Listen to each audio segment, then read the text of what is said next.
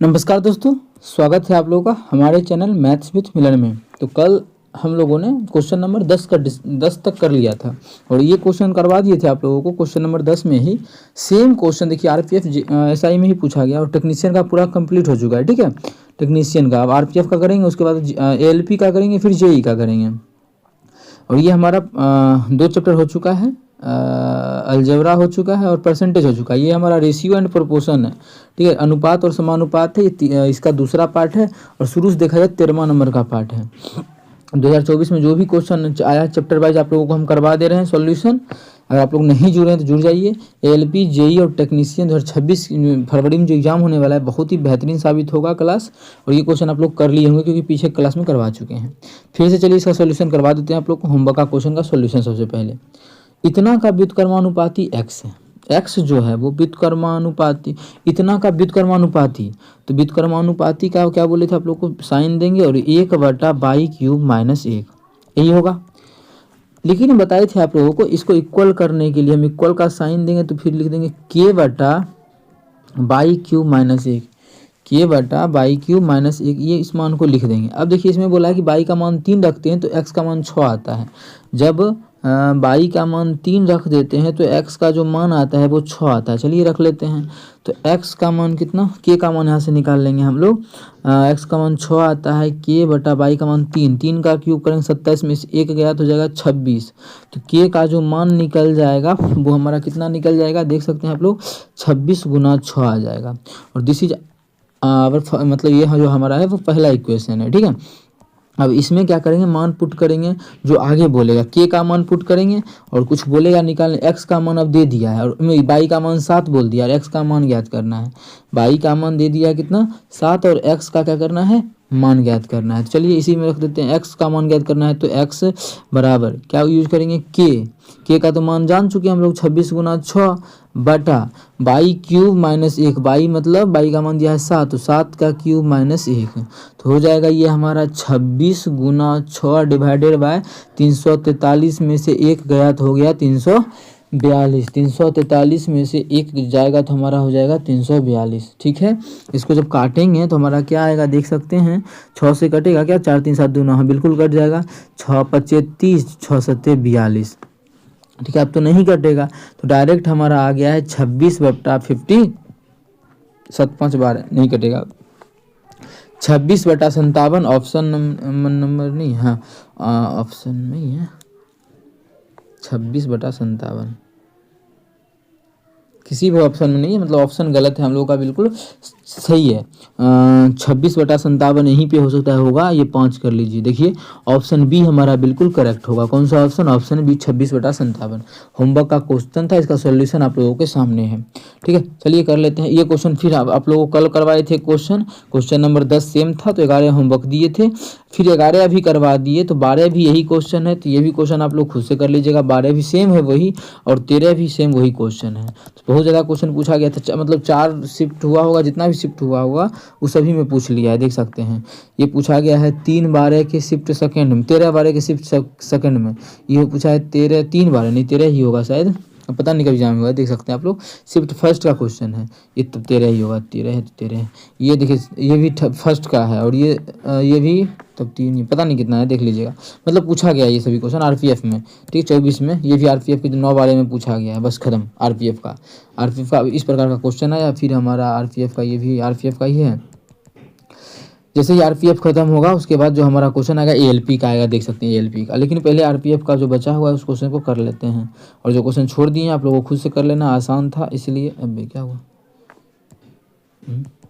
ठीक है ना, इसको कर लेते हैं। अब देखिए क्वेश्चन नंबर है 14। क्या है क्वेश्चन नंबर 14 में बोला है कि इसका कौन सा बड़ा है ये बताना है। ठीक है, कौन सा अनुपात सबसे बड़ा है। अब देखिए ये जो है 29/31 है, कितना है 29/31 है। दूसरा है 28/42, इसको काट सकते हैं तो हो जाएगा 14 दूना 28, 14 तिया 42, मतलब ये जो हमारा है 2/3 है, 2/3। ये हमारा है 21/52 तो 21/52 52, और ये 24/29 है तो 24/59 ना, 24/59। अब कुछ बुद्धि लगाएंगे तो आंसर जल्दी आ जाएगा। कैसे और किस तरीके से समझिएगा। ये जो देखिए अगर देखा जाए तो ये बहुत आसपास है, मतलब इसमें 2 ही और देते तो ये 1 के आसपास हो जाता। कितना, 1 के आसपास हो जाएगा, जबकि हमें तो छोटा खोजना था, ये लग रहा है सबसे बड़ा होगा। ठीक है, 1 के आसपास। अब कोई बोलेगा कि नहीं ये भी तो आस पास है, बिल्कुल है, लेकिन ये मान छोटा है, जबकि इसको इसके आसपास थोड़ा मान बड़ा करके देखेंगे तो 2842 आ रहा है, मतलब 28/42 था ना ये। अगर ये 42 था तो कितना कम मान है, देख रहे हैं ना, मतलब इससे तो मान छोटा आएगा। कितना, इससे छोटा, मतलब ये मान बड़ा है इससे। अब इस दोनों का हो गया। अब इसमें देख लेते हैं, इसमें देख लेते हैं। अच्छा 52 है ना, इसके अंश हर में, इसके हर में भी 52 बना सकते हैं क्या? 5 2 7 नहीं बना सकते हैं। तो इस दोनों में बड़ा कौन सा है, कैसे जाने? तो एक और तरीका है, क्रॉस गुना कर लीजिए। 52 दूना 104 और इस 21 तिया 63, कितना 21 तिया 63 ही होता है ना। 21 तिया कितना आ गया, 63। तो इस दोनों में आप लोगों को कौन सा दिख रहा है, छोटा? ये वाला छोटा दिख रहा है, बिल्कुल। तो ये हमारा बड़ा हो जाएगा, तो काट देंगे क्योंकि हमें चाहिए था छोटा। तो छोटा हमारा मिल चुका है, छोटा हमारा मिल चुका है। इसको यहाँ से डिलीट, इसको ख़त्म। चलिए अब इस दोनों पे खेल बच गया कि क्या होगा। अब इस दोनों को कैसे किया जाए, तो बुद्धि लगा सकते हैं इसमें। देखिए ये 59 है और ये 52 है, थोड़ा सा का अंतर है, तो क्रॉस ही गुना करना पड़ेगा। क्रॉस ही गुना कर लीजिए, या फिर मान निकालेंगे तो आसान तो है नहीं। तो इसको गुना करेंगे 59 गुना 21, कितना 59 गुना 21 देख लेते हैं। और इधर कर लेंगे हम लोग 52 गुना, कितना 52 गुना 24 इससे। अच्छा 52 बड़ा कौन सा लगेगा आप लोगों को, देखिए 59 में 21 से करेंगे तो मतलब इसको बोल सकते हैं ये 60, या फिर हाँ 59 को लिख सकते हैं 60 माइनस 1 और गुना 21। तो इसमें गुना करेंगे 21 से, तो 21 से करेंगे तो 6 दूना 12, 1260 माइनस 21, मतलब ये मानिए ना 1239 के आस, 39 ही, 39 नहीं, हाँ 39 आ रहा है। यहाँ पे करेंगे, इसको लिख लेंगे 50 + 2, 24 × 120, तो 1200 और इधर 1248, ये कितना हो गया देख सकते हैं 1248 ही, थोड़ा सा का ही अंतर था इसलिए पता भी नहीं चल रहा था इसे ही।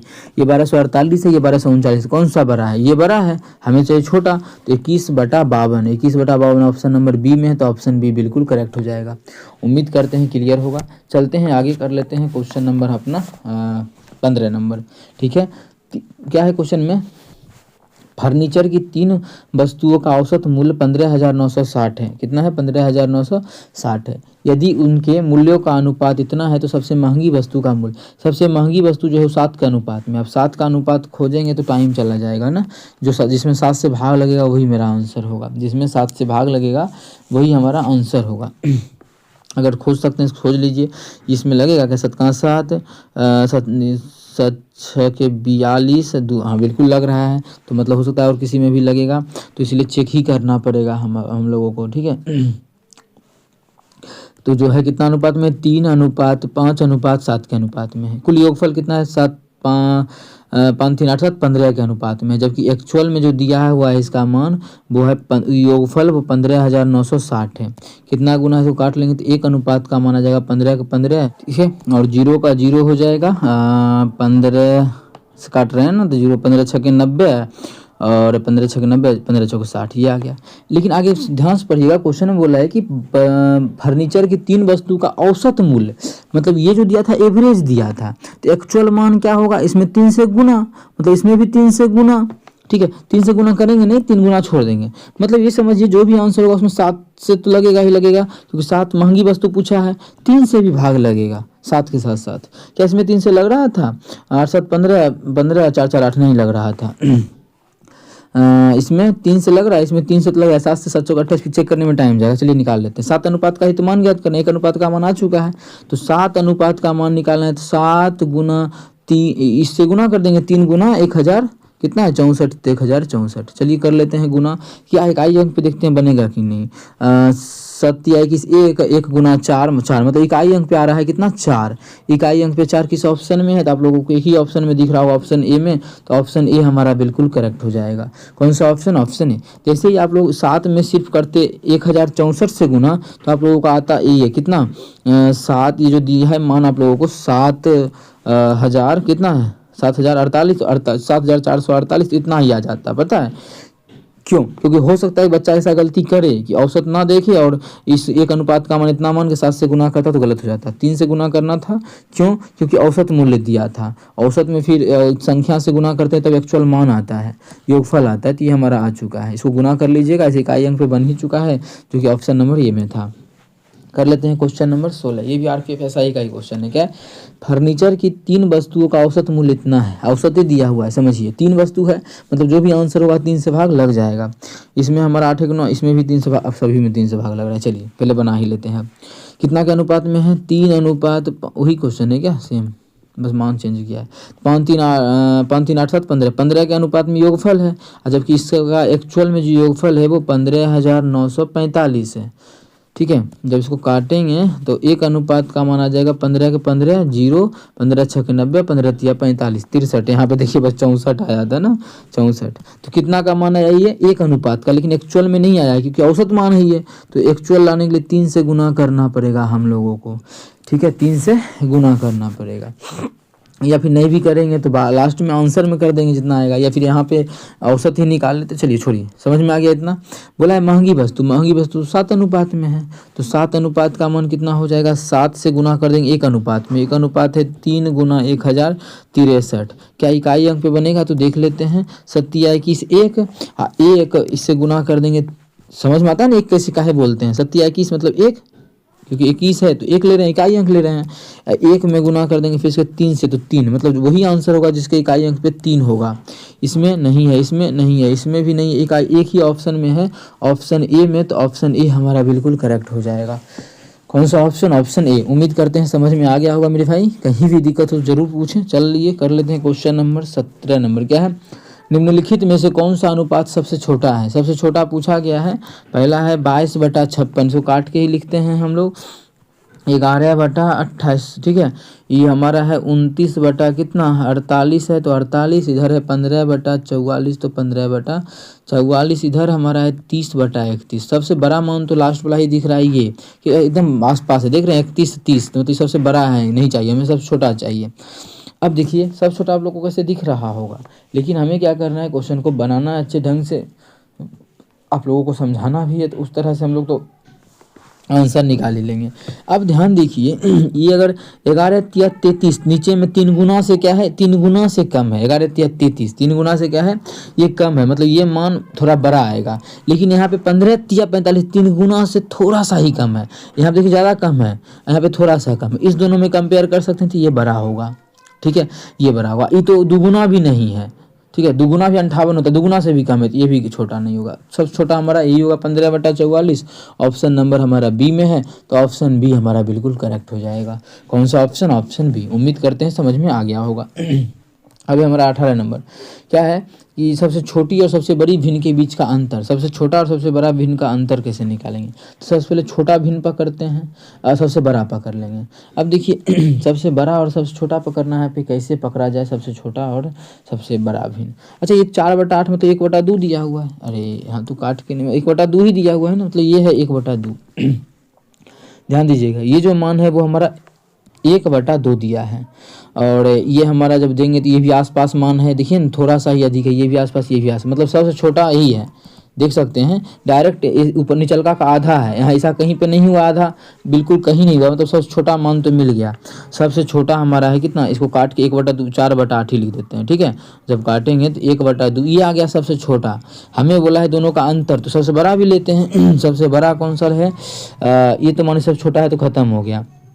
अब कौन सा ले लें, तो कैसे लिया जाए, इसको गुना करेंगे तो 7 दूना 14, कोना को गुना कर रहे हैं, 7 दूना 14, 7 या 21, इधर गुना करेंगे तो 9 6 के 54 के 4 बाकी 5 6 18, 18 5 23। देख रहे हैं कौन सा बड़ा आप लोगों को दिख रहा है, ये वाला मान 6/7, मतलब ये कट जाएगा, ये हमारा कट जाएगा, तो इसको काटेंगे तो हमारा ये भी कट गया, ये भी कट गया। अब इस दोनों में कौन सा बड़ा है देख लेते हैं।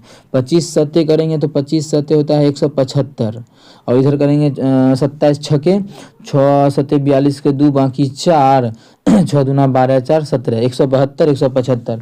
तो कौन सा आ गया, ये वाला आ गया सबसे बड़ा 175। तो हमारा सबसे बड़ा कौन सा मान हो गया, ये भी छोटा हो गया, तो हो गया 25/27। अब देखिए 25/27 जो है यहाँ पे सबसे बड़ा था, और 25/27, और छोटा कौन था 1/2। हमें इसका अंतर चाहिए, तो अंतर चलिए लघुत्तम ले लेंगे। इसका लघुत्तम कितना आ जाएगा 54, और इधर करेंगे तो 27 दूना 54, 25 दूना 50, माइनस जब इसे घट भाग करेंगे तो आ जाएगा 27 27 27 3 30, 30 20 50, 20 3 23, 23/54 हो जाएगा। कितना हो जाएगा 23/54 हो जाएगा। किसी ऑप्शन में आप लोगों को दिख रहा है 23/54? तो देख सकते हैं यहाँ पर जो ऑप्शन हमारा है 23/54, वो ऑप्शन नंबर कौन सा है? ऑप्शन ए में है 23/54। तो ऑप्शन ए हमारा बिल्कुल करेक्ट हो जाएगा। कौन सा ऑप्शन? Option A. उम्मीद करते हैं समझ में आ गया होगा। कहीं भी किसी प्रकार का कोई भी दिक्कत हो कमेंट करके पूछ सकते हैं। 23/23 कितना है? 54, ऑप्शन नंबर ए। उम्मीद करते हैं क्लियर होगा। दिक्कत हो तो पूछिए, नहीं दिक्कत है तो कोई बात नहीं है।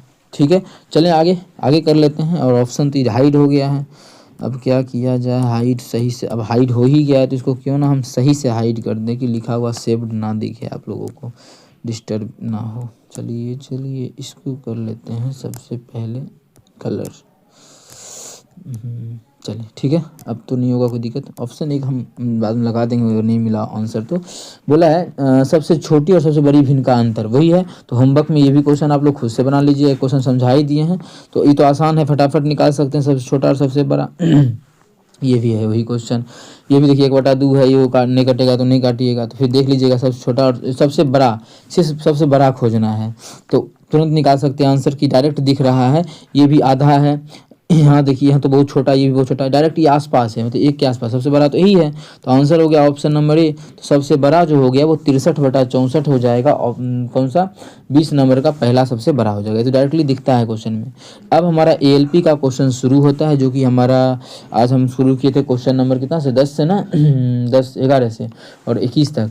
इस क्वेश्चन को कर लेते हैं, उसके बाद नेक्स्ट क्लास कल करेंगे। होमवर्क में आप लोगों को दे देंगे आज का ALP का क्वेश्चन। क्या है क्वेश्चन है? 2 कक्षाओं A और B, यदि A से 7 छात्र B में स्थानांतरित किए जाएं। देखिए A में है और B में है, समझिएगा। A में कुछ विद्यार्थी, A में मान लेते हैं X विद्यार्थी है, B में जो है Y है, XY मान के चल लेते हैं। तो क्वेश्चन में बोला है कि A से 7 विद्यार्थी B में चला जाता है। A से निकला तो A से क्या होगा? घट जाएगा। अब B में गया तो B में क्या होगा? बढ़ जाएगा। यही हमारा इतना को बोला था, तो इतना कर लिए हैं। आगे बोला जा रहा है B में A के छात्रों की संख्या का दोगुना हो जाएगा। अगर ऐसा होता है तो जो B में है A का दोगुना हो जाएगा, मतलब A में जितना भी है उसका दोगुना हो जाएगा B में। B में दोगुना हो रहा है मतलब A में 2 से गुना करेंगे तो B के इक्वल हो जाएगा। यही बोला है कि B में A के छात्रों की संख्या का दोगुना हो जाएगा। किस में? B से भेजे, अच्छा यही बोला है एक बार फिर से। B में A के छात्रों की संख्या दुगुना, A से दुगुना हो जाएगा, इसमें दुगुना हो जाएगा। ऐसा करने जब 7 हो जाएगा तब दुगुना हो गया। इसका मतलब A में 2 से गुना करेंगे तो इक्वल हो जाएगा, ये दोनों इक्वल हो जाएगा। और यहाँ पे कितना? 7 न होगा, जब 7 हो गया था तो यहाँ पर जो हमारा होगा 7, इधर सुधर गया था 7 लिखते ना भाई, कैसे लिखे? आगे बोला है यदि छात्र B से इतना भेजा जाए। अच्छा ये अलग बोला है, पहले हम इसका समीकरण निकाल लेते हैं हम लोग। तो यहाँ से करेंगे तो 2x माइनस 7 दूना माइनस बाई। कैसे? देखिए 2x गुना करेंगे 2x और ये बाई प्लस में था, उधर गया तो माइनस बाई। तो हमारा ये हो जाएगा माइनस बाई बराबर, इधर 7 था और ये 7 दूना माइनस 14, इधर आके प्लस 14, तो हो जाएगा 7×21। मतलब ये मान पहला समीकरण हो गया। आगे बोला है यदि छात्र B से A में भेजे जाएं 3 छात्र, मानिए ये x था A वाला और ये y था, यही था ना। बोला है किससे? 3 छात्र B से A में भेजा जाए। B से A में, B में तो क्या होगा? तब 3 घट जाएगा और A में जा रहा है तो A में क्या होगा? बढ़ जाएगा। अगर भेज दिए जाए तो दोनों छात्राओं की संख्या दोनों बराबर हो जाएगा, ऐसा बोल रहा है। तो बोला है दोनों कक्षाओं की छात्राओं की संख्या के बीच अंतर, मतलब हमसे पूछा है कि x माइनस बाई का मान कितना होगा? धनात्मक अंतर पूछा है, ठीक है। x माइनस बाई या बाई माइनस x, जो भी पॉजिटिव हमें चाहिए आंसर। चलिए तो x, ये बाई उठ के इधर आएगा तो माइनस बाई बराबर -3, ये भी 3 उधर गया तो -3। तो x माइनस बाई बराबर क्या हो गया? -6। जबकि हमें देखिए इसका यूज करने का कोई ज़रूरी नहीं था, हमें तो अंतर ही पूछा है, धनात्मक अंतर बोला है, तो इसको ये मान नहीं लेके हम बोलेंगे +6 धनात्मक अंतर। लेकिन सकारात्मक अंतर क्या होगा? तो ऑप्शन नंबर ए।